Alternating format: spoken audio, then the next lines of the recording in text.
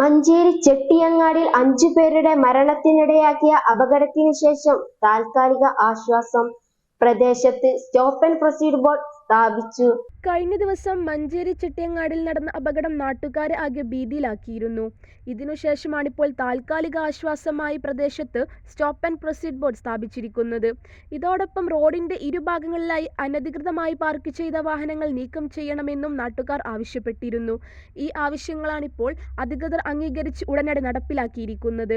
സംഭവം നടന്ന ശേഷം നാട്ടുകാർ റോഡ് ഉപരോധിച്ച് പ്രതിഷേധിച്ചതിനെ തുടർന്ന് ഏറനാട് താലൂക്ക് തഹസിൽദാർ ഹാരിസ് കപൂർ, മഞ്ചേരി പോലീസ് ഇൻസ്പെക്ടർ റിയാസ് ചാക്കിരി എന്നിവർ സ്ഥലത്തെത്തുകയും വിഷയത്തിൽ നാട്ടുകാരുമായി ചർച്ച നടത്തുകയും ചെയ്തിരുന്നു.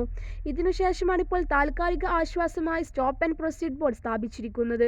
അപകട മേഖലയിൽ തിങ്കളാഴ്ച തന്നെ റംബിൾ സ്ട്രിപ്പ് സ്ഥാപിക്കുമെന്നും റോഡിൽ വെള്ളം കെട്ടിക്കിടക്കുന്നതാണെന്ന് ചൂണ്ടിക്കാട്ടിയതിന്റെ അടിസ്ഥാനത്തിൽ റോഡിൽ നിന്ന് ഓടകളിലേക്ക് വെള്ളം ഇറങ്ങാൻ വേണ്ട നടപടികൾ ഉടൻ ചെയ്യുമെന്നും പ്രദേശത്തെ തെരുവ് വിളക്കുകൾ പുനഃസ്ഥാപിക്കുകയും സീബ്ര ലൈനുകൾ വരയ്ക്കുകയും ചെയ്യുമെന്ന് അധികൃതരുമായി നടത്തിയ ചർച്ചയിൽ ഉറപ്പ് നൽകിയിരുന്നു.